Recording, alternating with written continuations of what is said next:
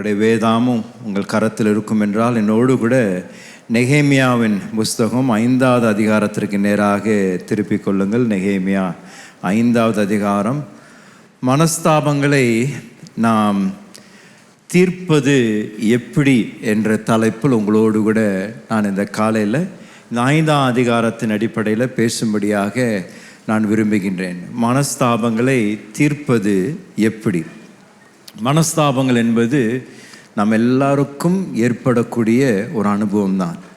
வேலை ஸ்தலத்திலேயோ குடும்பத்திலேயோ இல்லாவிட்டால் சபையில் கூட அநேக நேரத்தில் மனஸ்தாபங்கள் ஏற்படுகின்றது. அவர்கள் சொன்ன ஒரு காரியமாக இருக்கலாம், அவர்கள் செய்த ஒரு காரியமாக இருக்கலாம். நம்முடைய வாழ்க்கையில் மனஸ்தாபங்களை தீர்ப்பது எப்படி என்று நாம் ஒவ்வொருவரும் அறிந்திருப்பது அவசியம். அதுவும் இங்கே மிக அழகாக நடைமுறையாக இந்த 5ஆம் அதிகாரத்தில் தேவ மனிதன் நெகேமியா எவ்வளோ அழகாக ஏற்பட்டிருந்த மனஸ்தாபங்களை தேவ ஞானத்தோடு கூட தீர்த்தார் என்று நாம் பார்க்கின்றோம். அதை நமக்கு மாதிரியாக வைத்து இந்த காலையில் தேவ வார்த்தை நாம் இன்றைக்கு தியானிக்க இருக்கின்றோம். 2 அம்மாமார் ட்ரெயினில் பிரயாணம் செய்து கொண்டிருந்தார்களாம். 2 பேரும் சண்டை போட ஆரம்பித்தார்களாம். ஒரு அம்மா சொன்னாங்களாமா, இந்த ஜன்னலை சாத்தணும், ஏன்னா நான் குளிரில் சாகிறேன் அப்படின்னு சொல்கிறாங்களாமா. இன்னொரு அம்மா சொல்கிறாங்க, இந்த ஜன்னலை தர நான் உப்புஷத்தில் சாகிறேன் அப்படின்னு சொல்லி சொல்கிறாங்களாமா. 2 பேரும் ஒரே வாக்குவாதமா. ஒரு அம்மா சாத்து, இல்லைன்னா நான் குளிரில் செத்துருவேன்.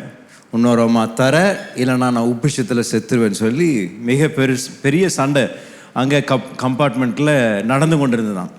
இதற்கு ஒரு தீர்வில்லாத பட்சத்தில் இருந்த டிடிஆரை அழைத்து, ஐயா நீங்கள் இதற்கு ஒரு தீர்ப்பு கொடுங்கள் என்று அவரிடத்துல கேட்டாங்களாம். அவர் அங்கே வந்து பார்த்து அவர் சொன்னாராமா, முதல் ஜன்னலை சாத்துங்க, அப்போ இந்த அம்மா செத்து போகட்டும், அப்புறம் ஜன்னலை திறங்க, இந்த அம்மாவும் சாகட்டும், நம்ம எல்லாரும் நிம்மதியாக இருப்போம் அப்படின்னு சொன்னாராம். ஜனங்களுக்கு ஏற்படக்கூடிய இப்படிப்பட்ட மனஸ்தாபங்கள், பிரச்சனைகளை சுலபமாக தீர்க்க முடியாது. அதற்கு நிச்சயம் தேவ ஞானம் தேவை. ஒரு சரியான ஒரு தீர்வு கொண்டு வரணும் என்றால் தேவ கிருபையும் தேவ ஞானத்தினால தான் கொண்டு வர முடியும். அதுதான் இந்த 5வது அதிகாரத்தில் நடந்ததை நாம் பார்க்கின்றோம். நெகேமியா 1 அதிகாரத்திலிருந்து நாம் பார்த்து கொண்டு வருகின்றோம் பல வாரங்களாக. நெகேமியா ராஜாவின் அரண்மனையில் பானபாத்திரக்காரனாக வேலை செய்து கொண்டிருந்த பொழுது தம்முடைய சகோதரர் ஆனானி என்ற மனிதன் அங்கே வந்த பொழுது எருசலேமுடைய நிலவரத்தை குறித்து நெகேமியாவிடத்தில் பகிர்ந்து கொண்டார். அப்பொழுது அர்த்த சாஸ்திராவுடைய அரண்மனையில் வேலை செய்து கொண்டிருந்த நெகேமியா எருசலேமின் அலங்கங்கள் இடிந்திருப்பதை கேள்விப்பட்ட பொழுது மனமுடைந்து அவர் அழுக ஆரம்பிக்கின்றார், ஜெபிக்க ஆரம்பிக்கின்றார். அந்த ஜெபத்திற்கு பதிலாக தேவன் நெகேமியாவை எழுப்பி, நீதான் அந்த பிரச்சனைக்கு தீர்வு கொடுக்கும்படியாக நான் உன்னை தெரிந்து கொண்டிருக்கிறேன் என்று நெகேமியாவை தேவன் அனுப்புகிறதை நாம் பார்க்கின்றோம். 2வது அதிகாரத்திலையும் 3ஆம் அதிகாரத்திலையும் நெகேமியா இப்படிப்பட்ட வேலையை துவங்குவதற்காக அநேக காரியங்களை செய்கின்றார். 2ஆம் அதிகாரத்தில் அவர் போய் இறங்கின பின்பதாக என்ன செய்தார், எப்படி வேலையை துவங்குவதற்கு முன்பதாக எல்லாவற்றையும் எப்படி ஆயத்தம் செய்தார் என்று பார்த்தோம். 3ஆவது அதிகாரத்தில் குடும்பமாக எப்படி நெகேமியாவோடு கூட சேர்ந்து அநேக கரம் கொடுத்து பாழாய் கிடந்திருந்த அந்த அலங்கத்தை கட்டும்படியாக முன் வந்தார்கள் என்று நாம் பார்த்தோம். 4வது அதிகாரத்தில் நாம் பார்த்த பொழுது அவர் வேலையை துவங்கி அதை நடத்தி கொண்டிருந்த பொழுது அநேக எதிர்ப்புகளை அவர் சந்தித்தார். அநேகர் அவருக்கு எதிர்த்து நின்று தேவனுடைய வேலையை செய்யாதபடி தடுத்து நிறுத்தினார்கள். ஆனாலும் நெகேமியா தைரியமாக அந்த வேலையை செய்வதற்கு துணிச்சலோடு கூட அவர் வேலையை தொடர்ந்து செய்ததை நாம் பார்த்தோம் 4ஆம் அதிகாரத்தில். 5வது அதிகாரத்திற்கு வரும் பொழுது என்ன நடைபெறுகின்றது என்றால், உள்ள பிரச்சனை துவங்க ஆரம்பிக்கின்றது. அது வரைக்கும் வெளியிருந்த அநேக எதிர்ப்புகள், அநேக பிரச்சனைகள் இருந்திருந்தது. ஆனால் 5வது அதிகாரம் துவங்கும் பொழுது அங்கே இருந்த வேலை செய்து கொண்டிருந்த இந்த அருமையான தேவ பிள்ளைகள் அவர்களுக்குள்ள பிரச்சனை வர ஆரம்பிக்கின்றது. ஏனென்றால் அந்த 4ஆம் அதிகாரத்தை நீங்கள் வாசிக்கும் பொழுது வந்து நெகேமியாவோடு கூட சேர்ந்து வேலை செய்வதற்காக இணைந்த அருமையான அந்த மக்கள் அவர்கள் காலையிலிருந்து சாயந்தரம் வரைக்கும் மதிலை கட்டும்படியாக அவர்கள் எல்லாரும் பிரயாசம் எடுத்து அவர்கள் செய்து கொண்டிருந்தாங்க அந்த வேலை. ஆனால் சன்பலாத், தொபியா இவர்களெல்லாம் எதிர்த்து வரும் பொழுது நெகேமியா சொன்னார், நம்ம இனி ராத்திரியும் பகலும் வேலை செய்ய போகிறோம் என்றார். ஸோ அப்பொழுது என்ன ஆகுதுன்னா, இவர்கள் இந்த அருமையான புருஷர்கள் ராத்திரியும் பகலும் கிட்டத்தட்ட 1.5 மாதம் அவர்கள் ராத்திரியும் பகலும் வேலை செய்ய ஆரம்பிக்கின்றார்கள். இவர்களெல்லாம் வேலை செய்து கொண்டிருந்தார்கள். தங்களுக்கு தொழில் இருந்த மனிதர்கள் தான். ஆனாலும் இப்படிப்பட்ட ஒரு தரிசனம், இப்படிப்பட்ட ஒரு தேவைக்காக இவர்களெல்லாம் தங்களை ஒப்பு கொடுத்து இந்த தேவ தரிசனத்திற்காக ஒரு கூலி இல்லாமல் இவர்கள் வேலை செய்து கொண்டிருந்தார்கள். எந்த விதத்தில் அவர்களுக்கு பணம் வரல. அவர்கள் செய்து கொண்டிருந்த வேலைக்கு அவர்கள் சம்பளத்தை பெற்றுக்கொள்ளவில்லை. அது தேவனுக்காக, எருசலேமுக்காக, இஸ்ரவேல் தேசத்தின் நலத்திற்காக அவர்கள் செய்து கொண்டிருக்கின்றார்கள். இந்த 1.5 மாதம் நடந்து கொண்டிருக்கும் பொழுது என்ன நடைபெறுகிறது என்றால், அங்கே பெரிய பிரச்சனை ஏற்பட ஆரம்பிக்கும். அவளுக்கு பணம் வராத பட்சத்தில் ஏற்கனவே இவர்களுடைய வாழ்க்கையில் கடந்த நாட்கள் நடந்த சில குறைகள் நிமித்தம் பற்றாக்குறைவு ஏற்படுகின்றது. பணம் இல்லை, வரியை செலுத்துவதற்கு பணம் இல்லை, கடன் வாங்கினதற்கு மீண்டும் அந்த கடனை வட்டியை செலுத்துவதற்கு பணம் இல்லை. மிகப்பெரிய ஒரு பிரச்சனை எழும்புவதை தான் இங்கே நம்ம 5ஆம் அதிகாரத்தை துவங்கும் பொழுது நம்ம வாசிக்க ஆரம்பிக்கிறோம். சில வசனங்களை பகுதியாக வாசித்து இந்த காலையில் இந்த நடைமுறையான அநேக அருமையான கொள்கைகளை நாம் இன்றைக்கு கற்றுக்கொள்ள போகிறோம். 1ஆம் வசனத்தை வாசிங்களேன். 5ஆம் அதிகாரம் 1ஆம் வசனம். ஜனங்களுக்குள் அநேகரும் அவர்களுடைய ஸ்திரீகளும் யூதராகிய தங்கள் சகோதரர் மேல் முறையிடுகிற பெரிய கூக்குரல் உண்டாயிற்று. ஸோ அங்கே சொல்லுகின்றது, இந்த ஸ்திரீகள் இவர்கள் தான் வருத்தம் அடைகிறார்கள். முதலாவது, ஏன்னா அவங்க தான் வீட்டில் இருக்கின்றார்கள். அவருடைய புருஷரெல்லாம் அங்கே வேலை செய்து கொண்டிருக்கின்றார்கள். ஸ்திரீக தான் அவங்க வீட்டை நடத்தி கொண்டிருக்கின்றார்கள். ஸ்திரீக தான் அந்த வீட்டிற்கு தேவையான எல்லாவற்றையும் செய்து கொண்டிருக்கின்றார்கள். ஆனால் புருஷர்கள் இப்பொழுது வருமானம் வராத பட்சத்தில், ஒரு வீட்டில் பணம் குறைவு இருக்கின்ற பட்சத்தில் அவளுக்கு செலுத்த வேண்டிய இந்த வரிகள், செலுத்த வேண்டிய இந்த செலவுகளுக்கு எங்கேயும் பணம் இல்லை. ஆனால் இந்த ஸ்திரீகள் அவர்கள் கூக்குரலை எழுப்புறாங்க. இது சரியில்லை, இது அநியாயம் நடந்து கொண்டிருக்கின்றது என்று அவர்கள் கூக்குரலை எழுப்புகின்றார்கள். அங்கே 2வது வசனத்திலிருந்து 5ஆம் வசனம் வரைக்கும் அவர்கள் என்ன சொன்னார்கள் என்றதை குறித்து நம்ம வாசிக்கிறோம். வாசிங்களேன். அதென்னவென்றால், அவர்களில் சிலர், நாங்கள் எங்கள் குமாரரோடும் எங்கள் குமாரத்திகளோடும் அநேகரானபடியினால் சாப்பிட்டு பிழைக்கும்படிக்கு நாங்கள் தானியத்தை கடனாக வாங்கினோம் என்றார்கள். வேறு சிலர், எங்கள் நிலங்களையும் எங்கள் திராட்சை தோட்டங்களையும் எங்கள் வீடுகளையும் நாங்கள் அடமானமாக வைத்து இந்த பஞ்சத்திலே தானியம் வாங்கினோம் என்றார்கள். இன்னும் சிலர், ராஜாவுக்கு தீர்வை செலுத்த நாங்கள் எங்கள் நிலங்கள் மேலும் எங்கள் திராட்சை தோட்டங்கள் மேலும் பணத்தை கடனாக வாங்கினோம் என்றும், எங்கள் உடலும் எங்கள் சகோதரர் உடலும் சரி, எங்கள் பிள்ளைகளும் அவர்கள் பிள்ளைகளும் சரி, ஆனாலும் இதோ நாங்கள் எங்கள் குமாரரையும் எங்கள் குமாரத்திகளையும் அடிமைத்தனத்திற்கு உட்படுத்த வேண்டியதாக இருந்தது. அப்படியே எங்கள் குமாரத்திகள் சிலர் அடிமைப்பட்டு இருக்கிறார்கள். அவர்களை மீட்க எங்களுக்கு நிர்வாகம் இல்லை. எங்கள் நிலங்களும் எங்கள் திராட்சை தோட்டங்களும் வேறே மனிதர் கைவசமாயிற்று என்றார்கள். என்ன நடந்தது என்றால், யூதர்களே தங்களுடைய சொந்த யூத சகோதரர்களை இவர்கள் பாடுபடுத்துவதை தான் இங்கே நம்ம பார்க்கின்றோம். இந்த பிரச்சனை, இந்த அழுத்தம் ஏதோ வெளியிருந்த மற்ற புறஜாதிகள் இவர்கள் மேலே அப்படிப்பட்ட ஒரு அழுத்தத்தை வைக்கவில்லை. யூதர்களே தங்களுடைய சொந்த சகோதரர்களை இப்படிப்பட்ட பாடுகள் வழியாக நடத்துகின்றார். இதனுடைய சரித்திரத்தை நாம் சற்று வாசிக்கும் பொழுது எஸ்ரா புஸ்தகத்தில் என்ன நடந்தது என்று நாம் இன்னும் தெளிவாக பார்க்கிறோம். எஸ்ரா புஸ்தகத்தில் நாம் வாசிக்கும் பொழுது ஒரு 70 ஆண்டுகளுக்கு முன்பதாக ஏற்கனவே அந்த ராஜாக்கு அடியில் இருந்த இந்த ஜனங்கள், சைரஸ் கோரேப் ராஜா அவர்கள் மீண்டும் எருசலேமில் இருந்த தேவ ஆலயத்தை கட்டும்படியாக ஒரு ஜனத்தை அனுப்புகின்றார்கள். எஸ்ரா புஸ்தகத்தில் நம்ம அதை வாசிக்கிறோம்.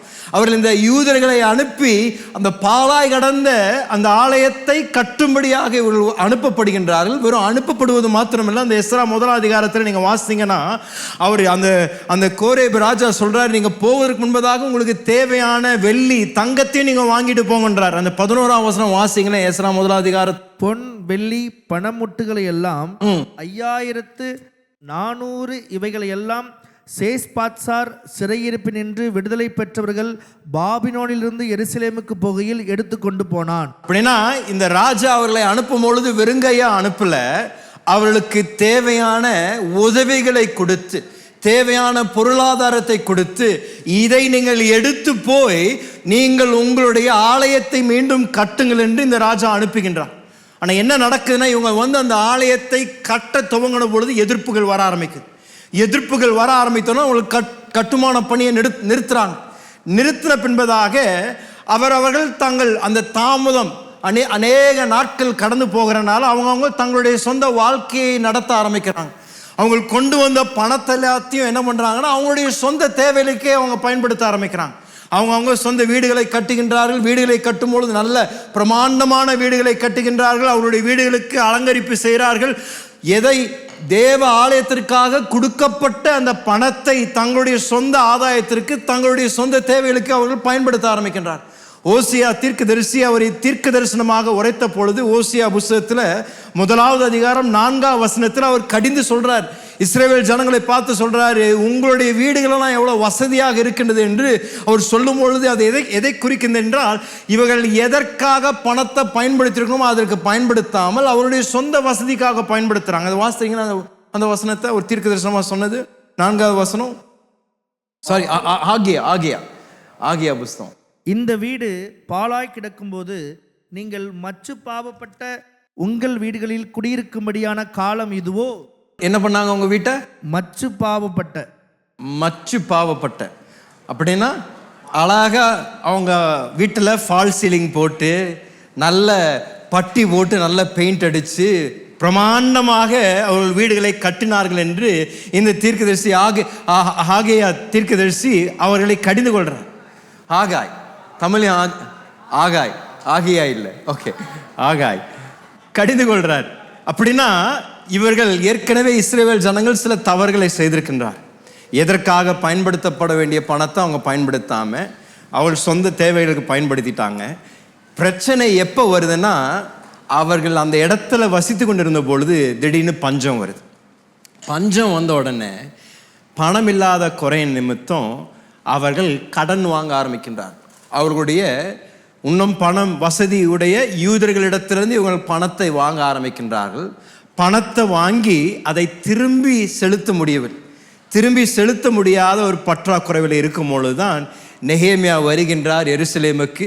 நெகேமியா அவர் ஏற்கனவே யூதர்கள் யாரெல்லாம் புறஜாதிகளுக்கு அடிமையாக இருந்தார்களோ அவர்களை பணம் கொடுத்து விடுவித்து வேலையை துவங்குகின்றார். வேலையை செய்ய ஆரம்பிக்கின்றார்கள். வேலையை செய்து கொண்டிருக்கும் பொழுது திடீரென்று இந்த 5ஆம் அதிகாரத்தில் மிகப்பெரிய ஒரு பிரச்சனை வருகின்றது.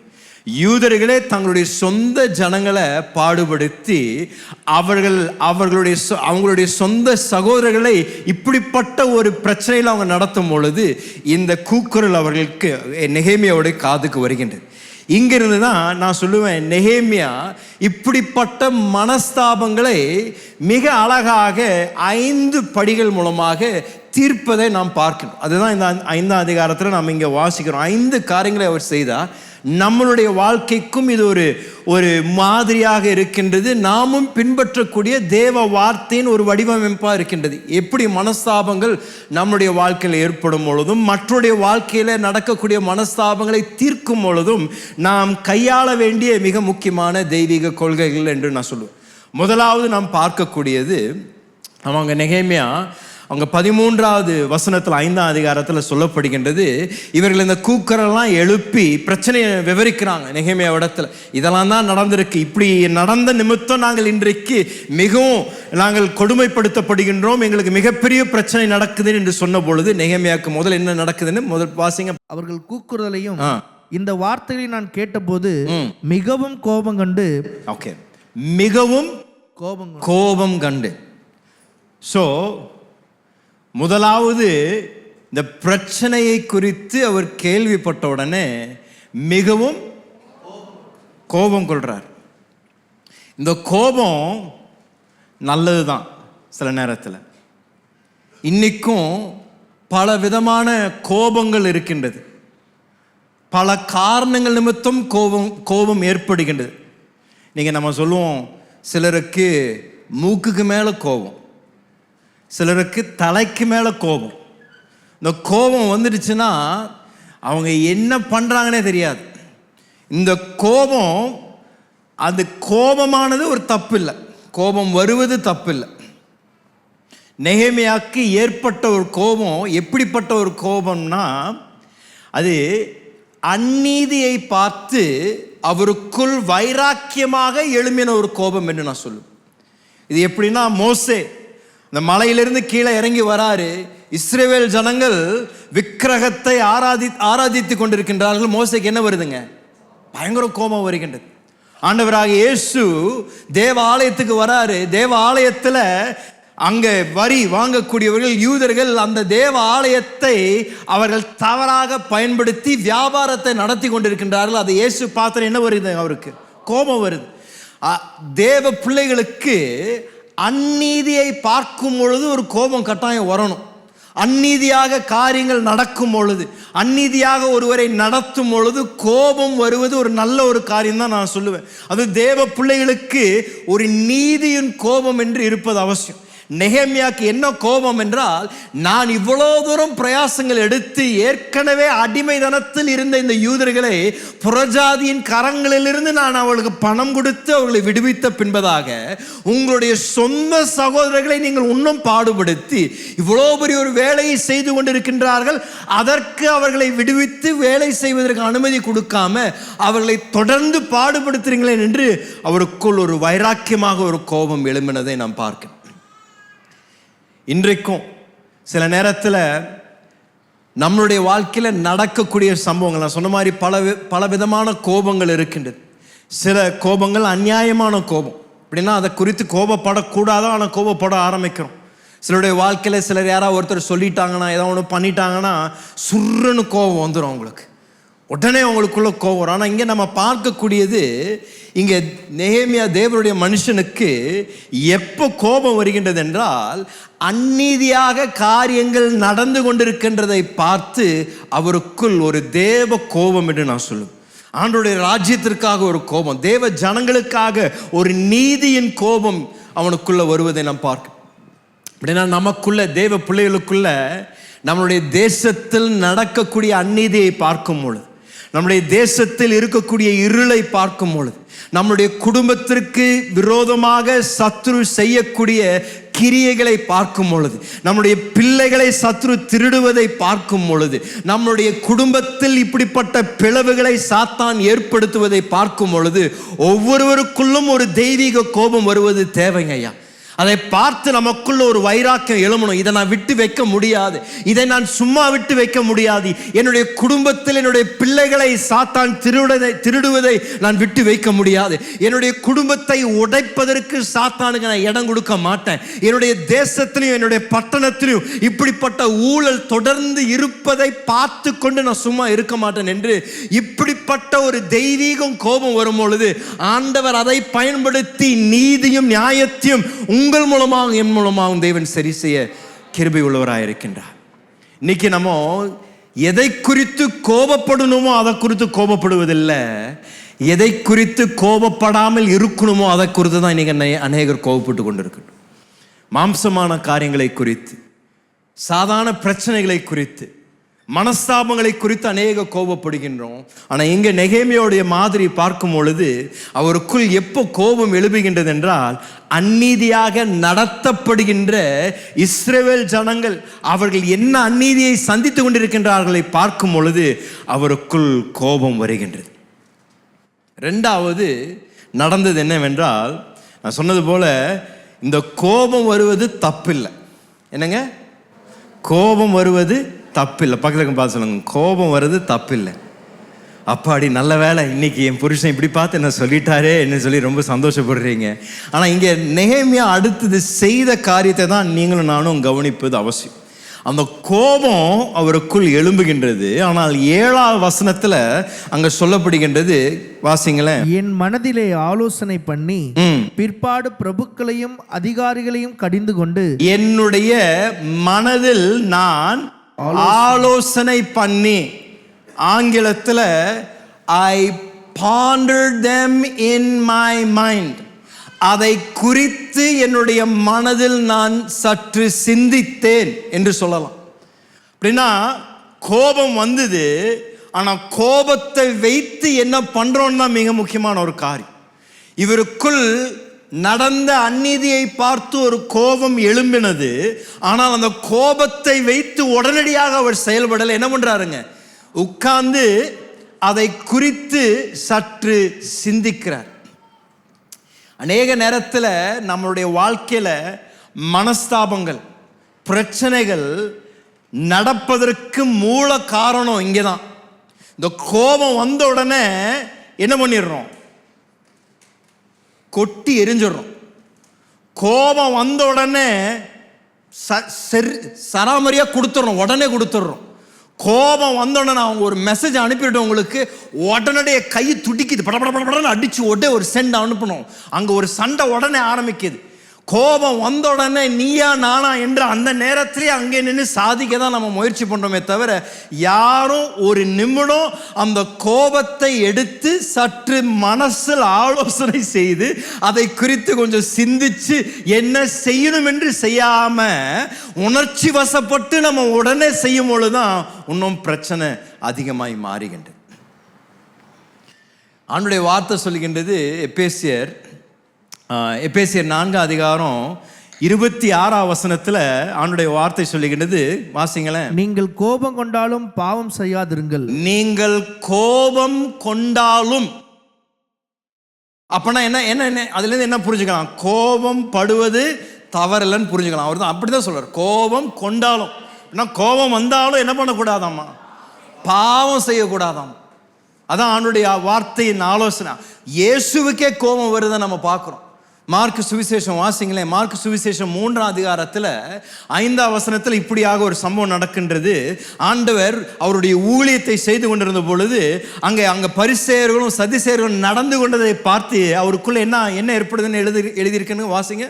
அவர்களுடைய இருதய கடினத்தின் நிமித்தம் அவர் விசனப்பட்டு கோபத்துடனே சுற்றிலும் இருந்தவர்களை பார்த்து, அப்படின்னா அவங்க நடந்த விதத்தை பார்த்து வெசனப்பட்டு ஒரு எப்படி பார்க்கிறாராம் ஆண்டவராக இயேசு?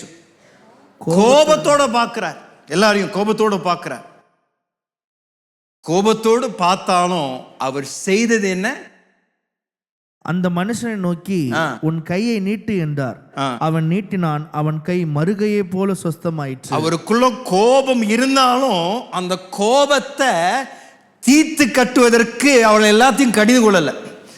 யார் மேல அவருக்கு கோபம் இருந்ததை அவர் அதை சற்று அடக்கி வைத்து செய்ய வேண்டியதை செய்ததை நாம் பார்க்கிறோம்.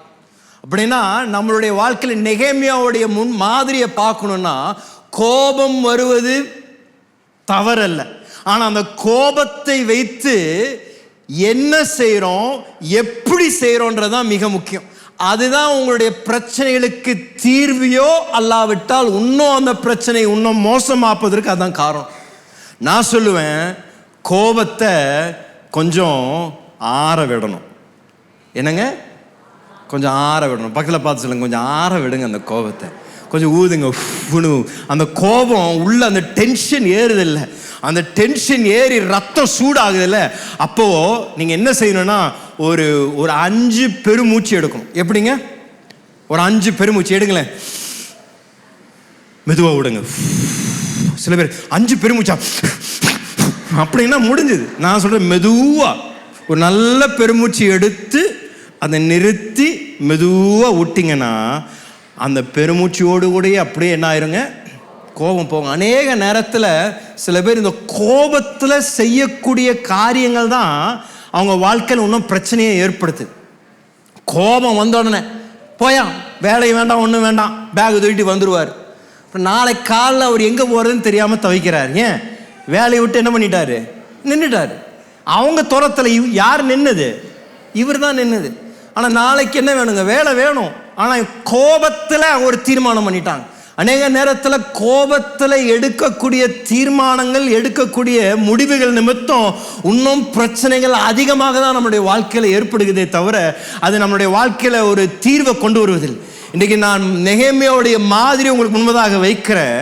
அவருக்குள்ள ஒரு தெய்வீக நீதியின் கோபம் வந்திருந்தாலும் அவர் அந்த கோபத்தை என்ன பண்றாருன்னா சற்று தன்னுடைய மனதில் ஆலோசனை பண்றார். இதை குறித்து நான் என்ன செய்யணும், எப்படி இதை நான் தீர்க்க முடியும், இந்த பிரச்சனைக்கு நான் எப்படி இதை செய்ய முடியும் என்பதுதான் தேவ பிள்ளைகளுக்கு ஒரு அடையாளமாக இருக்குன்னு நான் சொல்லுவேன்.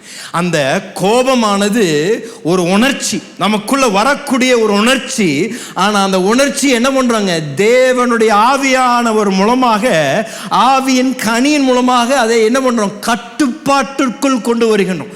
அந்த கோபத்து நிமித்தம் உடனடியாக நம்ம எதையும் செய்யாம அந்த கோபத்தை சற்று ஆற விட்டுட்டு அப்புறம் நீங்க அதற்காக செயல்பட ஆரம்பிச்சீங்கன்னா இன்னும் தெளிவான ஒரு முடிவை கொண்டு வருவதற்கு பரிசுத்த ஆவியானவர் உங்களுக்கு கிருபையை தருவார். ஒரு ஆமென் சொல்லுங்களேன். அப்படின்னா நீங்க சர்ச்சுக்கு வரீங்க, உள்ள வரும்பொழுதே அவங்க பார்க்கிங் இங்கே நிறுத்துங்க, அங்கே நிறுத்துங்க, அங்கே நிறுத்தாதீங்க, இங்கே நிறுத்தாதீங்க, இப்படி பண்ணுங்க அப்படி பண்ணுங்கன்னு 10 பேர் உங்களுக்கு வழி சொல்லணும். அங்கேயே கோபம் மூக்குக்கு மேலே வந்து வெடிச்சு கிளம்பி வந்துடுச்சுன்னா அப்புறம் உள்ளே வந்து என்ன தான் பண்ண போகிறீங்க? ஒரு மாதிரி பார்க்குறீங்களே என்ன? இங்கே நீதிமொழிகளுடைய வசனத்தை கேளுங்களேன். 16ஆம் அதிகாரம் நீதிமொழிகளில் ஆண்டவருடைய வார்த்தை சொல்லுகிறது. 16ஆம் அதிகாரம் 32ஆம் வசனம் வாசிங்களேன். பலவானை பார்க்கிலும் நீடிய சாந்தம் உள்ளவன் உத்தமன். யாரை பார்க்கிலும்? பலவானை பார்க்கிலும். பலவானை பார்க்கலாம். அப்படி நீயா நானா ஒரு கை பாத்துருவேன்னு சொல்றதை காட்டிலும் யாரு இன்னும் பெரியவருங்க? நீடிய சாந்தமுடையவர்கள் இன்னும் பாக்கியவான்கள். அப்புறம் அடுத்தது வாசிங்க. பட்டணத்தை பிடிக்கிறவனை பார்க்கிலும். பட்டணத்தை பிடிக்கின்றவனை பார்க்கிலும் தன் மனதை அடக்குகிறவன் உத்தமன். தன் மனதை அடக்கின்றவன் உத்தமன். பட்டணத்தை பிடிக்கக்கூடிய போர் வீரரை காட்டிலும், ஒரு ராஜாவை காட்டிலும் தன்னுடைய மனதை அடக்கின்றவன் யாருங்களாமா? இன்னும் உத்தமன் என்று ஆண்டவருடைய வார்த்தை சொல்லுங்க. அப்படின்னா இங்கே அழகாக 5ஆம் அதிகாரத்தில் நம்ம பார்க்கக்கூடியது, இந்த மனஸ்தாபங்கள் ஏற்படும் பொழுது, பிரச்சனைகள் வரும் பொழுது, சலசலப்பு வரும் பொழுது ஒரு கோபப்படுவது தப்பில்லை. ஆனால் அந்த கோபத்தை வைத்து எப்படி என்ன செய்கிறோம் என்பது தான் அந்த பிரச்சனைகளுக்கு தீர்வு உண்டாகுமா அல்ல இன்னும் குழப்பம் ஏற்படுமா என்பதை நாம் நிர்ணயிக்கின்றோம். இங்கே மிக அழகாக அந்த 7ஆம் வசனத்தில் நெகேமியா அவருக்குள் அவ்வளோ ஒரு வைராக்கியம் வந்தாலும், அவ்வளோ தூரம் அவருக்கு உடனடியாக ஒரு எரிச்சல் வருது. அதை கேட்டோன்னு அவருக்கு ஒரு கோபம் வருது. இப்படி அநியாயமாக நடத்துகிறாங்களே, இப்படியெல்லாம் செய்கிறாங்களே என்று அவருக்குள்ள கோபம் வந்தாலுமே அந்த 7ஆம் வசனத்தில் அவர் தேவ வார்த்தை சொல்லப்படுகிற மீண்டும் ஒரு தடவை வாசிங்களேன். என் மனதிலே ஆலோசனை பண்ணி, என் மனதில் நான் ஆலோசனை பண்ணி. பக்கத்தில் பாச உங்கள் மனதில் கொஞ்சம் ஆலோசனை பண்ணுங்க. சட்டுன்னு சொல்கிறதுக்கு முன்னாடி, திடீர்னு ஒரு மெசேஜ் ஒரு வாட்ஸ்அப் அனுப்புறதுக்கு முன்னாடி ஒரு நிமிடம் உட்காந்து ஆலோசனை பண்ணும்பொழுது ஆவியானவரிடத்துக்கு கேளுங்க. ஆவியானவரே, இதை நான் எப்படி தீர்க்கணும், இதை நான் என்ன செய்யணும், சும்மா விட்டுறணுமா இல்லை இதை குறித்து நான் ஏதாவது செய்யணுமா என்று நீங்கள் கேட்பீங்கன்னா நிச்சயம் ஆண்டவர் உங்களுடைய வாழ்க்கையில் சமாதானத்தை கொண்டு வரக்கூடிய அழகான ஒரு வாசலை தேவன் திறப்பார். இது நான் உங்களுக்கு நிச்சயம் சொல்கிறேன். பரிசுத்த ஆவியானவருடைய உதவியை நாம் ஒவ்வொரு முறையும் நாடும் பொழுது ஆண்டவருடைய கிருபையினால் பிரச்சனைகள் இன்னும் முத்தி போகாதுங்க. பிரச்சனைகளுக்கு ஒரு முற்றுப்புள்ளி வைக்கும்படியாக பரிசுத்த ஆவியானவர் உங்களுக்குள்ள அற்புத ஞானத்தையும் கிருபையும் தருவார். இங்கே 3வது அவர் செய்தது என்னவென்றால், நெகேமியா அவர் தேவனுடைய வார்த்தையின் அடிப்படையில் மிக அழகாக நடவடிக்கைகளை எடுக்க ஆரம்பிக்கின்றார் என்று நான் சொல்லுவேன். ஸோ இந்த 3வது படி ஒரு விதத்தில் ஏன் இது முக்கியம்னா, இந்த கோபம் வருது, கோபத்தை கொஞ்சம் ஆற விடுறீங்க. கோபம் தளிஞ்ச பிறகு அநேக நேரத்தில் நம்ம என்ன பண்ணிடுறோம்னா, ஆங்கிலத்தில் சொல்கிற மாதிரி we brush it under the carpet. அப்படின்னா சரி போயிடுச்சு விட்டுருங்க, அதை பற்றி இனி பேச வேண்டாம் அப்படின்னு அதை விட்டுறோம். சில நேரத்தில் மனஸ்தாபம் ஏற்படும், கோபம் உருன்னு வரும், உடனே ஏதாவது செய்யணும்னு விரும்புகிறோம், கொஞ்சம் பொறுமையாக இருந்தணும். அப்புறம் காலம் கடந்த பின்பதாக அது கடக்கட்டும், அதை பற்றி எதுவும் பேச வேண்டாம், அதை பற்றி எதுவும் சொல்ல வேண்டாம் என்று சில நேரத்தில் அந்த பிரச்சனையின் மூல காரணத்திற்கு ஒரு தீர்ப்பை கொடுக்காம அந்த பிரச்சனை என்ன பண்ணுறோம்னா அப்படியே பெட்டு கடியில் சேர்த்து வைக்க ஆரம்பிச்சிடும். அநேகருடைய வாழ்க்கையில் மனஸ்தாபங்கள் அது கூடிக்கொண்டே வருது. ஏன்? அந்த மனஸ்தாபங்களை கொண்டு எதுவும் செய்யறதில்லை. அவங்க கோபம் வருது, கோபத்தை கொஞ்சம் அவங்க சமாளிச்சிடுறாங்க.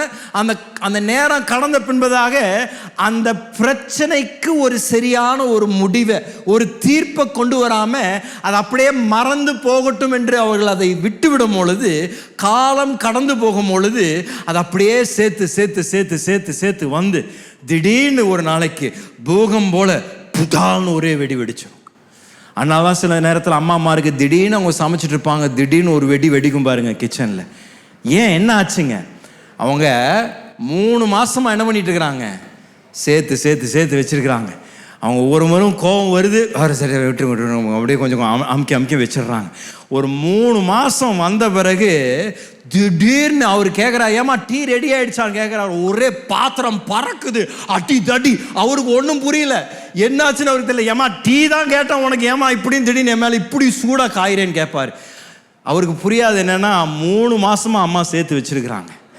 சேர்த்து வச்சதை ஒரே நேரத்தில் அவர் டீ தான் கேட்டார், சூடாக கேட்டார், இவங்க ஊற்றியே கொடுத்துட்டாங்க அவங்க தலை மேலே. ஏன் அது அப்படியே நம்மளுடைய சில நேரத்தில் சகோதரரோடு கூட இதே தான் நம்ம செய்கிறோம். மனசாவும் ஏற்படும், சரி வேண்டாம் விட்டுருங்க, அதை பற்றியெல்லாம் பேச வேண்டாம், அதை பற்றியெல்லாம் பேச விட்டுருங்க விட்டுருங்க விட்டுருங்க அப்படின்னு இந்த பிரச்சனையை அப்படியே நம்ம அந்த பெட்டு கடியில் தள்ளி விட்டுட்டு அப்படியே நம்ம அப்படியே வாழ்க்கையை நடத்த பார்க்கணும். ஆனால் நெகேமியா நான் உண்மையாகவே பாராட்டு. அவர் கோபம் வந்தும் மனசில் ஆலோசனை பண்ணியும் அதை சும்மா விட்டு வைக்க, அதற்காக படிகளை எடுக்க ஆரம்பிக்கிறதை நாம் தெளிவாக பார்க்கும். அவர் என்ன பண்ணுறாருன்னா, அந்த 7ஆம் வசனத்தை 2வது பாகம் வாசிங்களேன். நீங்கள் அவரவர் தங்கள் சகோதரர் மேல் ஏன் வட்டி சுமத்தீர்கள் என்று சொல்லி. நீங்கள் அவரவர் ஏன் உங்கள் சகோதரர்கள் மேல என்ன பண்ணீங்க? வட்டி சுமத்தீங்கள் என்று யார் இடத்துல கேட்கிறாரு? இந்த பிரச்சனைக்கு காரணரா இருக்கின்ற இடத்துல அவர் உடனே என்ன பண்றாருங்க? அவர் இடத்துல போய் ஏங்க இப்படி பண்ணீங்க என்று உரிமையோடு கூட நெகேமியா அவங்களை பார்த்து கேட்கிறார். அவர்களுக்கு விரோதமாக ஒரு பெரிய சபை கூடிவர செய்து, முதல்ல அவர் என்ன செய்தாருன்னா, முதல்ல அவர் போய் நேரடியா அவர்களை பார்த்து ஏன் இப்படி உங்களுடைய சகோதரர்களை தவறாக நடத்தினீங்கள் என்று அவர் கேட்கிறார். அதற்கு அடுத்த வசனம் என்ன சொல்லுதுன்னா, சபையார் எல்லாரையும் கூட்டி வாசிங்க. அவர்களை நோக்கி, புறஜாதியருக்கு விற்கப்பட்ட யூதராகிய எங்கள் சகோதரரை நாங்கள் எங்கள் சக்திக்கு தக்கதாக மீட்டிருக்கையில் நீங்கள் திரும்ப உங்கள் சகோதரரை விற்கலாமா? இவர்கள் நமக்கு விலைப்பட்டு போகலாமா என்றேன்.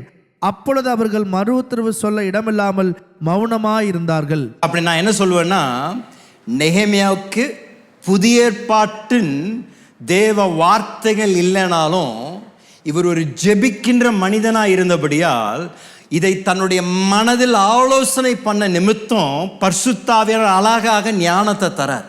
ஏன்னா இவர் செய்தது மத்தேயு 18வது அதிகாரத்தில் ஆண்டவராக இயேசு ஒரு மனஸ்தாபத்தை எப்படி சரி செய்யணும் என்று படிகளை கொடுத்ததை இவர் எவ்வளோ 1000 வருடங்களுக்கு முன்பதாக மிக அழகாக செய்கிறார். ஏன்னா 18ஆம் அதிகாரம் மத்தேயுல 15வது 16 வசனத்தை வாசிங்கன்னா கொஞ்சம். உன் சகோதரன் உனக்கு விரோதமாக குற்றம் செய்தால் அவனிடத்தில் போய் நீயும் அவனும் தனித்திருக்கையில் அவன் குற்றத்தை அவனுக்கு உணர்த்து. அவன் உனக்கு செவி கொடுத்தால் உன் சகோதரனை ஆதாயப்படுத்தி கொண்டாய். அவன் செவி கொடாமற் போனால் 2-3 சாட்சிகளுடைய வாக்கினாலே சங்கதிகள் எல்லாம் நிலைவரப்படும்படி 2 உன்னுடனே கூட்டிக் கொண்டு போ. அவர்களுக்கும் அவன் செவி கொடாமற் போனால் அதை சபைக்கு தெரியப்படுத்து. சோ இது ஆண்டவர் சொல்றார். ஒரு பிரச்சனையை மனஸ்தாபத்தை எப்படி தீர்க்கணும் என்று ஆண்டவர் அழகாக படிகளை தராரு. நெகேமியா இதை தான் அவர் செய்யறதை நம்ம பார்க்கிறோம். முதலாவது அந்த 7ஆம் வசனத்தில் அவர் போய் நேரடியாக, இது ஒரு குழுவாக இருந்தாங்க, ஒரே நபர் இல்லை, அந்த குழுவாக இருந்தபடியால் அவர் 2வது படியில் தான் ஆரம்பிக்கிறார். குழுவாக அவங்களெல்லாம் பார்த்து ஏங்க இப்படி தவறாக இப்படி செய்திகள் என்று அவர் இடத்துல கேட்குறாரு.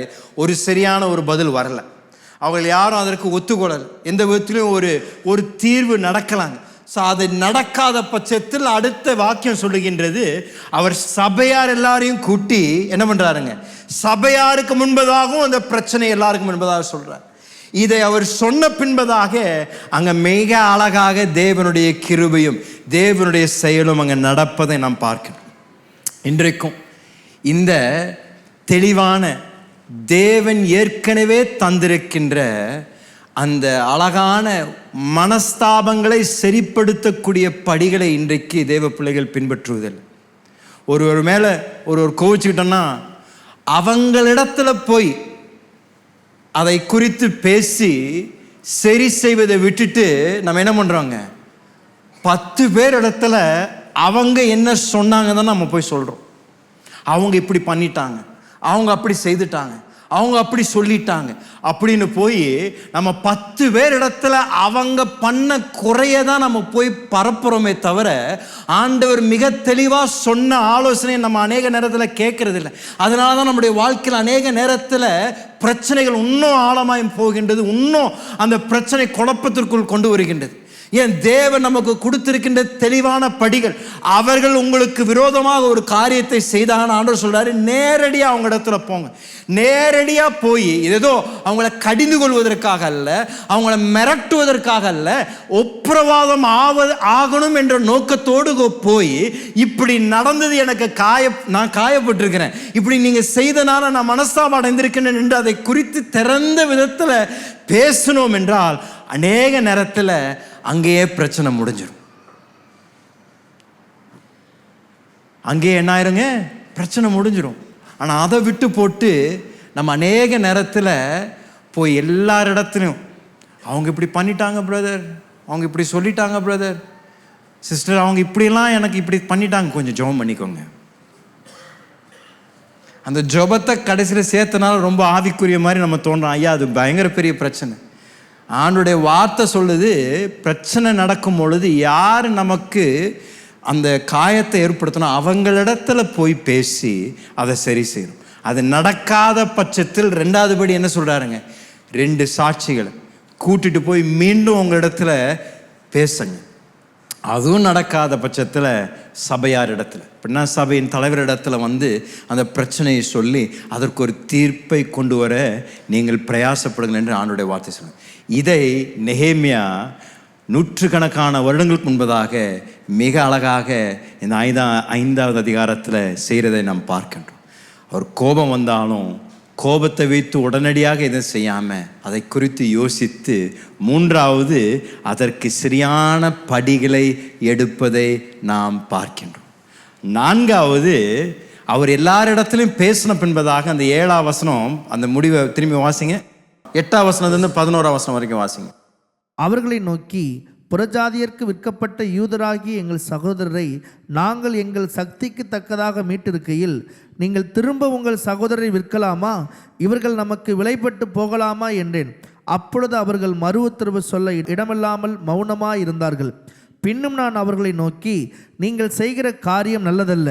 நம்முடைய பகைஞராகிய புறஜாதியார் நிந்திக்கிறது நிமித்தம் நீங்கள் நம்முடைய தேவனுக்கு பயந்து நடக்க வேண்டாமா? நானும் என் சகோதரரும் என் வேலைக்காரரும் இவ்விதமாக அவர்களுக்கு பணமும் தானியமும் கடன் கொடுத்திருக்கிறோம். இந்த வட்டியை விட்டு விடுவோமா? நீங்கள் இன்றைக்கு அவர்கள் நிலங்களையும் அவர்கள் திராட்சை தோட்டங்களையும் அவர்கள் ஒலிவ தோப்புகளையும் அவர்கள் வீடுகளையும் நீங்கள் பணத்தினாலும் தானியத்தினாலும் திராட்சை ரசத்தினாலும் எண்ணெயினாலும் 100 விதமாக அவரிடத்தில் தண்டி வருகிற வட்டியையும் அவர்களுக்கு திரும்ப கொடுத்து விடுங்கள் என்றேன். 12ஆம் வசனம். அதற்கு அவர்கள், நாங்கள் அதை திரும்ப கொடுத்துவிட்டு இனி அப்படி அவரிடத்தில் கேட்க மாட்டோம், நீ சொல்லுகிறபடியே செய்வோம் என்றார்கள். அப்பொழுது நான் ஆசாரியர்களை அழைத்து, ஓகே உண்மையாகவே நான் சொல்லுவேன், நெகேமியா புஸ்தகத்தை வாசிக்கும் பொழுது சில நேரத்தில் கொஞ்சம் பொறாமை வருது. ஏன்னா அவருடைய அநேக பிரச்சனைகளுக்கு மிக அழகாக சுலபமாக தீர்வுகள் நடப்பதை பார்க்கும். அவருக்கு ஆண்டவர் அழகா அர்த்தசாஸ்திர ராஜாவின் மூலமாக தேவையான எல்லாவற்றையும் கொடுத்து அனுப்புகிறாரு. அங்கே வந்து ஜனங்களிடத்தில் கேட்குறாரு, இதை செய்யலான்னு சொல்லும் பொழுது அவங்க எல்லாம் ஒரே சத்தத்தோடு வாங்க கட்டலான்னு சொல்லி கட்ட ஆரம்பிக்கிறாங்க. 3ஆம் அதிகாரத்தில் குடும்பமாக வந்து மிக அழகாக கட்ட ஆரம்பிக்கிறாங்க. 4ஆம் அதிகாரத்தில் பிரச்சனை வருது. ஆனாலும் இஸ்ரேல் ஜனங்களிடத்தில் இவர் சொன்ன உடனே எல்லாரும் அவங்கவுங்க பட்டயத்தோடு கூட வந்து எல்லாம் ரெடியாக வேலை செய்ய ஆரம்பிச்சிடுறாங்க. 5ஆவது அதிகாரத்தில் ஒரு பிரச்சனை வருது, மனஸ்தாபம் ஏற்படுது. இவர் கூப்பிட்டு அழகாக பேசுகிறாரு. பேசுகிறோன்னே 11 வசனத்தில் என்ன பண்ணுறாங்க, நீங்கள் சொன்ன மாதிரியே நாங்கள் செய்துடுறோம் அப்படின்றாங்க. நான் சொல்லுவேன், இந்த 11ஆம் வசனத்தில் நடந்த அந்த சம்பவத்திற்கு காரணம் வந்து இந்த 14ஆம் வசனத்திலிருந்து 19ஆம் வசனத்தில் நெகேமியா என்ன செய்தாரோ அது நிமித்தம்தான் 11ஆம் வசனத்தில் அந்த ஒரு அழகான ஒரு தீர்வு வருவதை நான் பார்க்குறோம். அப்படின்னா நெகேமியா தன்னுடைய சொந்த வாழ்க்கையில் ஒரு தேவ பக்தி உடைய ஒரு மனிதனாக இருந்தார். தேவனை உண்மையாக பின்பற்றக்கூடிய சாட்சியுள்ள ஒரு தேவ மனிதனாக இருந்தார். எந்த விதத்திலையும் யாரையும் தவறாக நடத்தலை.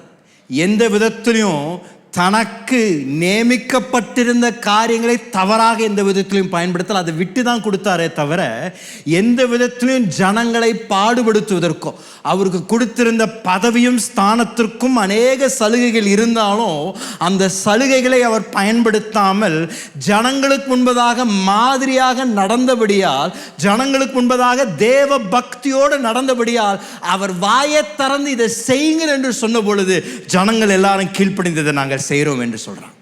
அப்படின்னா நம்மளுடைய வாழ்க்கையிலும் இப்படிப்பட்ட பிரச்சனைகளுக்கு, மனஸ்தாபங்களுக்கு ஒரு ஏற்ற தீர்வு வரணும் என்றால் முதலாவது நாம் கவனிக்க வேண்டியது நம்மளுடைய சாட்சி, நம்மளுடைய நடக்கை, நாம் அனுதினமும் செய்யக்கூடிய நம்மளுடைய செய்கைகள் எப்படி இருக்கின்றது. சமுதாயம் நம்மை பார்க்கும் பொழுது, வேலை ஸ்தலத்தில் நம்மோடு கூட வேலை செய்கின்றவர்கள், நம்முடைய குடும்பத்தில் இருக்கக்கூடியவர்கள், ரட்சிக்கப்படாத குடும்பஸ்தர் நம்மை பார்க்கும் பொழுது தேவ பக்தியோடு கூட நம்ம வாழ்கின்றோமா? தேவனுக்கு பிரியமாக நம்முடைய வாழ்க்கை இருக்கின்றதா? நம்முடைய வாழ்க்கையில அப்படிப்பட்ட மோசங்கள் காணப்படுகின்றதா? சாட்சியற்ற வாழ்க்கை வாழ்கின்றோமா?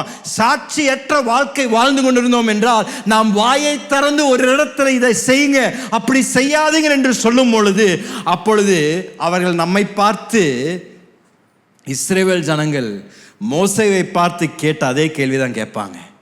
நேத்துக்கு நீ கொன்ன எகிப்தியனை போல இன்னைக்கு எங்களையும் கொன்ன வந்துட்டியான்னு கேட்பாங்க. ஏன்? இன்றைக்கு மோசே தன்னுடைய கோபத்து நிமித்தம் அவன் ஒருவனை தன்னுடைய சொந்த கரத்தினால கொள்ளுகின்றானோ, அன்றைக்கு அவனுடைய தேவ பக்தியின் மாதிரியை இழந்து விடுறான்.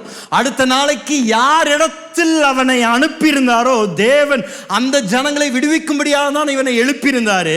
ஆனால் அவர்களுக்கு முன்பதாகவே அவனுடைய அதிகாரத்தை இழந்து விடுறான். ஏன் இழந்து விடுறான்? அவன் செய்யக்கூடாததை செய்த பொழுது, சாட்சியற்ற வாழ்க்கை வாழ்ந்த பொழுது அவனுக்கு தேவன் தந்திருந்த அந்த அதிகாரத்தை அவன் பயன்படுத்த முடியல.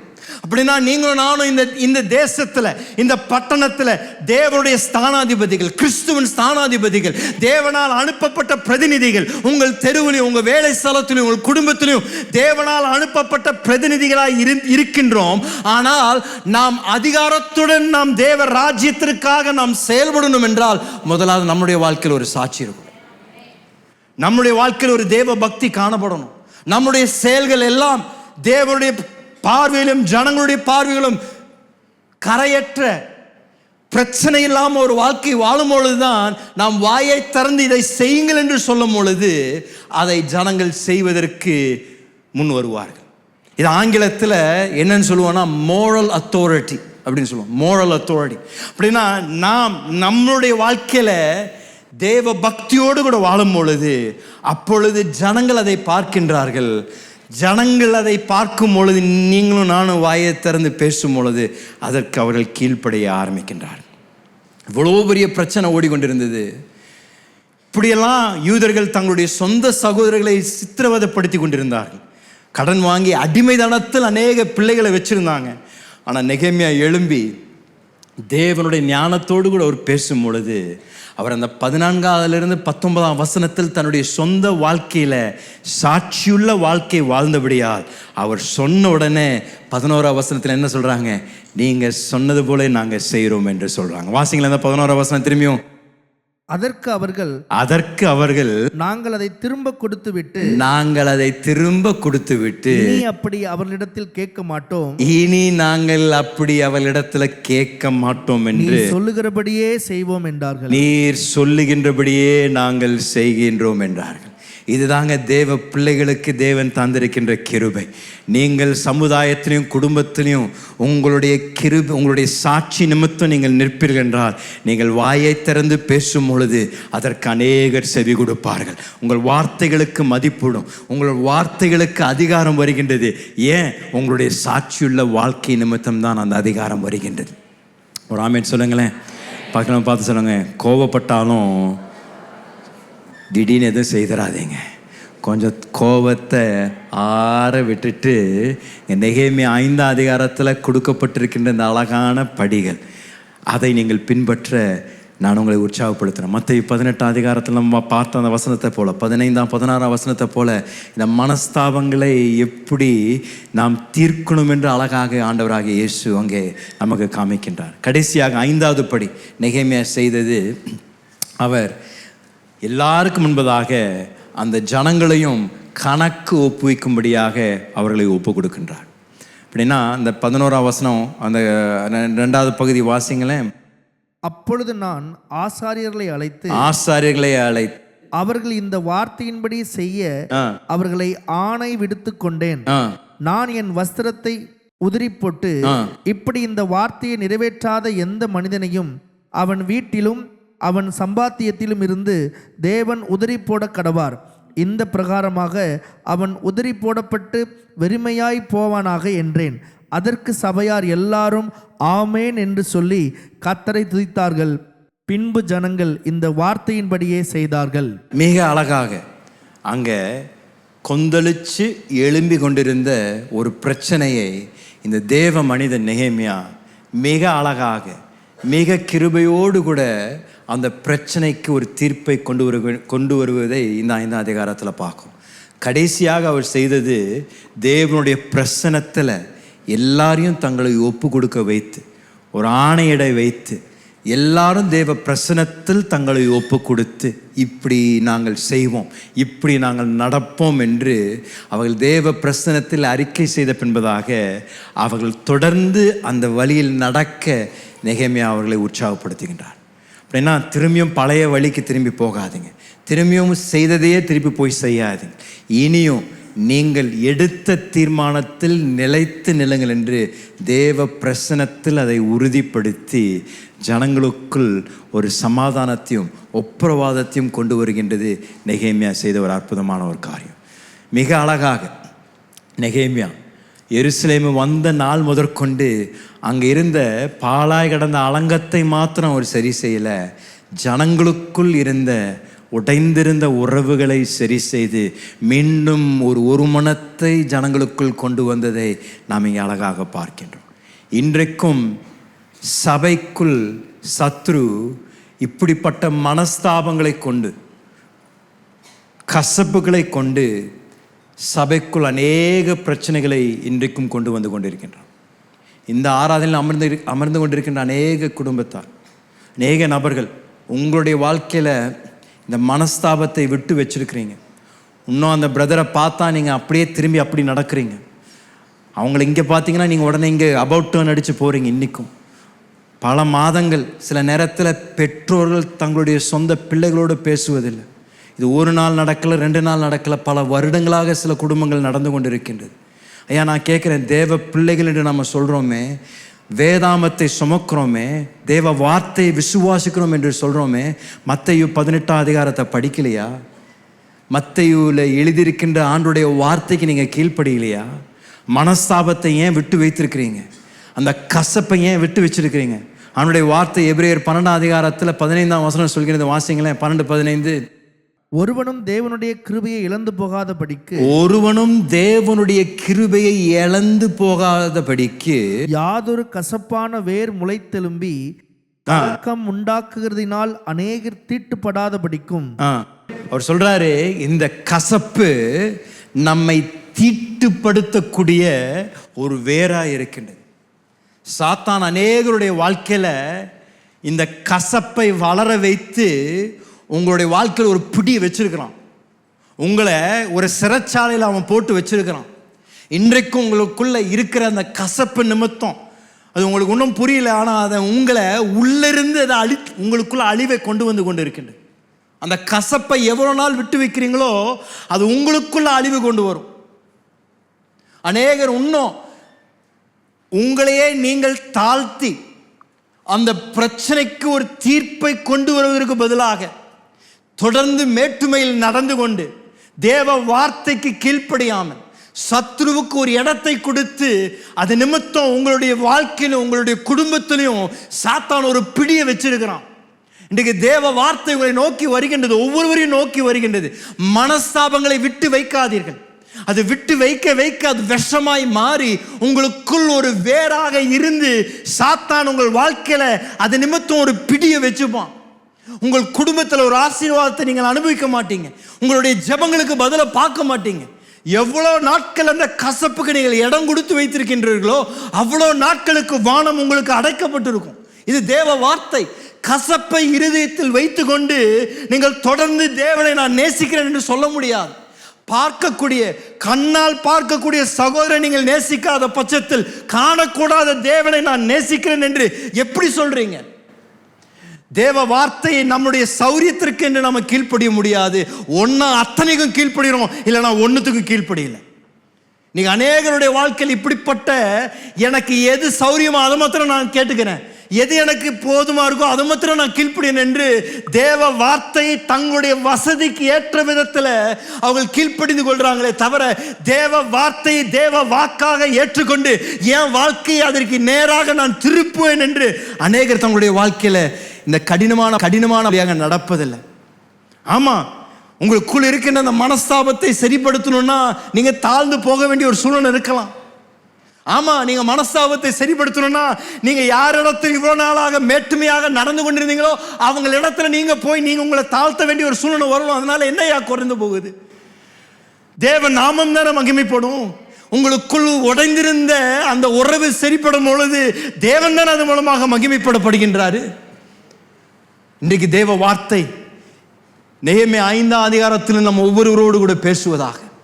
நெகேமியாவை ஏன் தேவன் பயன்படுத்தினார் என்றால் அவர் மனஸ்தாபங்களை விட்டு வைக்கல. அவர் தேவ மனிதனாக எழும்பி நின்று நீதியின் கோபத்தோடு கூட சாத்தானுக்கு இப்படிப்பட்ட இடத்தை தேவ ஜனங்களுக்கு நான் விட்டு விட மாட்டேன் என்று அவளை எல்லாரையும் ஒன்று சேர்த்து அவருக்குள் இருந்த அந்த தேவ பக்தி நிமித்தம் அவர் பேசின வார்த்தைகளுக்கு அவர் கீழ்ப்படிந்து அத்தனை பேரும் ஒப்புரவாதமாகி அதிலிருந்து அவங்க வேலையை 52 நாட்களில் நூற்றுக்கணக்கான வருடங்களாக பாழாய் கடந்த அந்த மதிலை நெகேமியா செய்த இந்த அற்புதம் ஊழியத்தின் நிமித்தம் அவர்கள் செய்ய தேவன் கிருபை தந்தார். என்ன ஒரு அற்புதமானவர்கள்! என்னால கரங்களை தட்டி தேவ நாமத்தை மகிமைப்படுத்தலாமே. அநேகருக்கு இந்த மனஸ்தாபத்துடைய விஷத்தின் வல்லமை இன்னும் புரிந்து கொள்ளாமல் அதை விட்டு வைத்திருக்கிறோம். அதை வேரோடு பிடுங்குங்க. சாத்தானுக்கு இடம் கொடுக்காதீங்க.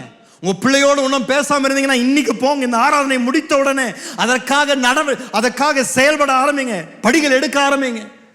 உங்கள் வாழ்க்கையில் இப்படிப்பட்ட உடைந்திருக்கின்ற உறவுகள் இருக்கும் என்றால் அதை விட்டு வைக்காமல், ஒருவேளை அவங்க ஒப்புரவாதத்துக்கு வரல, அவங்க ஒருவேளை உங்களோட கூட பேசல, நீங்க எவ்வளவு செய்தாலும் அவங்க எதுவும் செய்யலைன்னா அது பிரச்சனை இல்லை. நீங்க உங்களுடைய பொறுப்பை தேவனுக்கு முன்பதாக நீங்களும் நானும் செய்ய வேண்டியது நம்ம செய்துதான் ஆகணும். அவங்க செய்யறாங்களோ இல்லையா அது அவங்களுக்கும் தேவனுக்கும் இருக்கக்கூடிய காரியம். நீங்களும் ஆண்டவருக்கு முன்பதாக நின்று ஆண்டவரே என்னால செய்ய முடிந்தது அத்தனை நான் செய்தேன் என்று சொல்லக்கூடிய ஒரு நிலைக்கு நம்ம வரணும். ஏன்னா அநேக நேரத்தில் நம்ம அப்படிதான் நம்ம சொல்லி தாட்டி விடுறோம். ஐயோ அவங்க வரமாட்டாங்க, அவங்க செய்ய மாட்டாங்க. பிரச்சனை இல்லைங்க, அவங்க வரலனாலும் பிரச்சனை இல்லை, அவங்க செய்யலனாலும் பிரச்சனை. நீங்க என்ன செய்தீங்க? நீங்க அதுக்காக செயல்பட்டீங்களா? நீங்க அதற்காக படி எடுத்தீங்களா? நீங்க ஃபோன் பண்ணீங்களா? நீங்க போய் அவங்கள சந்திக்க முயற்சி பண்ணீங்களா? நீங்க உங்களால் கூடுமான எல்லாவற்றையும் செய்த பின்பதாக அவர்கள் எதுவும் செய்யலைன்னா அது ஆண்டவர் கரத்தில் கொடுத்துருங்க, ஆண்டவர் பார்த்துப்பார். ஆனால் நீங்களும் நானும் செய்ய வேண்டியது நாம் நம்மை தாழ்த்தி தேவ கரத்தில் நம்மளை ஒப்பு கொடுத்து, ஆண்டவரே இதை என் வாழ்க்கையில் சாத்தானுக்கு ஒரு பிடியாக நான் கொடுக்க விரும்பலை. இந்த வேறு என் வாழ்க்கையில் வளரக்கூடாது. இப்படிப்பட்ட கசப்புக்கு நான் இடம் கொடுக்க மாட்டேன். அவங்கள நான் தேவ அன்போடு கூட நான் பார்க்க விரும்புகிறேன். அவங்களோடு கூட நல்ல உறவில் இருக்க விரும்புகிறேன். அதற்காக நான் செய்ய வேண்டியதை நான் செய்ய நான் என்னை ஒப்பு கொடுக்குறேன். ஆண்டவரே பரிசுத்த ஆவியானவரே அவங்க இருதயத்தை நீங்கள் ஆயத்தப்படுத்துங்க, என் இருதயத்தை ஆயத்தப்படுத்துங்க. எங்களுக்குள்ள தேவ அன்பு வளருவதாக. எங்களுக்குள்ள இப்படிப்பட்ட ஒரு பிரிவினை இருக்கக்கூடாது. இதற்காக தான் இயேசு இந்த பூமிக்கு வந்தாரு. நாங்கள் மீண்டும் அன்போடு கூட நடக்கும்படியாக எங்களுக்கு கிருபையை தாங்கள் என்று ஜெபிங்க. ஆண்டவர் நிச்சயம் செய்வார். நான் சொல்றேன், இப்படிப்பட்ட உப்புரவாதங்கள் நம்முடைய சபையில நடக்கும் என்றால் இந்த சபையிலும் தேவனுடைய கரத்தையும் வல்லமையும் அபிஷேகத்தை நிச்சயம் காண்போம். ஐயா, எவ்வளவு நாட்களுக்கு இந்த சபையில குடும்பங்கள் இப்படிப்பட்ட மனஸ்தாபங்கள் நடந்து கொண்டிருக்கின்றார்களோ அதுவரைக்கும் இந்த சபையில ஒரு பிரிவினை காணப்படும். அப்படிப்பட்ட மனஸ்தாபங்கள் நிமித்தம் இந்த சபைக்கு ஒரு தடையாக மாறலாம். நீங்க சொல்றீங்க, ஆண்டவரே என்னுடைய குடும்பத்து நிமித்தமோ என்னுடைய தனிப்பட்ட மனஸ்தாபத்து நிமித்தமோ இந்த சபைக்கும் இந்த சபையாருக்கும் எந்த ஒரு பிரச்சனை வரக்கூடாது. நான் செய்ய வேண்டியதை செய்ய நான் தேவ பிரசன்னம் நான் என்னை ஒப்பு கொடுக்கிறேன்னு சொல்லுங்க. ஆண்டவர் உங்களை கொண்டு அற்புதமான காரியங்களை செய்ய வல்லவராக இருக்கிறார். எளிமை நிற்கலாமா தேவ பிரசன்னத்தில்? அநேகரோடு கூட இந்த காலையில் பரிசுத்த ஆவியானவர் நிச்சயம் பேசியிருப்பார் என்று நான் நம்புகின்றேன். விட்டு வைக்காதீங்க, அந்த பிரச்சனையை விட்டு வைக்காதீங்க, மனஸ்தாபத்தை விட்டு வைக்காதீங்க, அதை வளர விடாதீங்க. உடனடியாக அதற்காக படிகளை எடுக்க ஆரம்பிங்க. நெகேமியா 5ஆம் அதிகாரத்தில் காணக்கூடிய இந்த தேவ வார்த்தையின் அற்புதமான ஆலோசனையை நம்மளுடைய ஒவ்வொருடைய வாழ்க்கையிலும் அபியாசப்படுத்த தேவன் நமக்கு கிருபை தருவாராக. இன்னொரு கூட ஒரு நிமிடம் கரங்களை உயர்த்தி ஜெபிக்கலாமா? ஆவியான இடத்துல கேளுங்க. இந்த காலையில் நம்முடைய தனிப்பட்ட வாழ்க்கையில் இப்படிப்பட்ட உடைக்கப்பட்டிருக்கின்ற உறவுகள், பாழாய் கிடக்கின்ற உறவுகள், அதை சரி செய்ய தேவன் நமக்கு கிருபையும் ஞானத்தையும் தருவாராக. ஒருவேளை பல வருடங்களாக அந்த உறவு உடைக்கப்பட்டிருக்கலாம், இல்லை சமீபத்தில் நடந்த ஒரு காரியமாக இருக்கலாம். எப்போ நடந்திருந்தாலும் என்ன நடந்திருந்தாலும் இந்த காலையில் கரங்களை உயர்த்தி ஒரு நிமிடம் கேளுங்க. ஆவியானவரே, எங்களுக்குள்ள ஒரு சுத்த மனசாட்சியும் சுத்த கரங்களையும் தாங்க ஆண்டவரே. எங்கள் ஒவ்வொருவருக்கும் தாழ்மையுள்ள ஒரு கிருபையை தாங்க, ஆவியை தாங்க ஆண்டவரே. நாங்கள் யாரும் மேட்டுமையில் நடக்கக்கூடாது ஆண்டவரே. ஆண்டவரே, நாங்கள் ஒவ்வொருவரும் நாங்கள் எங்களை உம்முடைய கரத்தில் தாழ்த்தி ஆண்டவரே உம்முடைய ராஜ்யத்திற்காக செய்ய வேண்டிய என்னவாக இருந்தாலும் செய்ய எங்களுக்கு கிருபையை தாங்க ஆண்டவரே. பரிசுத்தாக இந்த காலையில் அநேகரோடு கூட நீங்கள் பேசி கொண்டிருப்பதற்காக நன்றி ஆண்டவரே.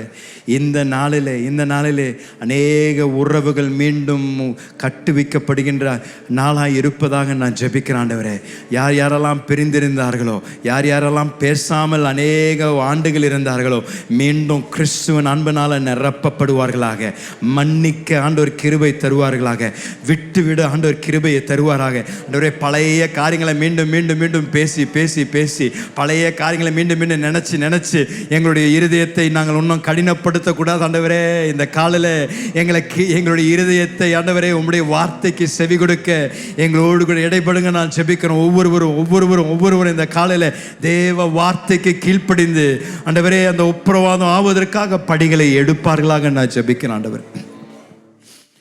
ஒவ்வொருவரையும் இந்த காலையில் உம்முடைய வெளியேற பெற்ற கிருபையினால நடத்துங்க நான் ஜெபிக்கிறேன் ஆண்டவரே.